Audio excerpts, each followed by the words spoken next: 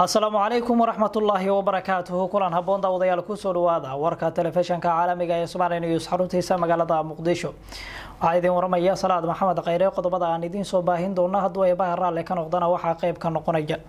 مدحونها جمهورية فضلاء الكاسومالية محمد عبد الله فرماجو هي ذلك هديب قوسو اللابتي.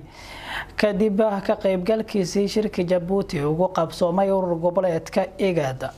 وزيرك وزارة قاشان ديكا حكومة فضلاء الكاسومالية هي إعلامية دقال كرنا الشباب.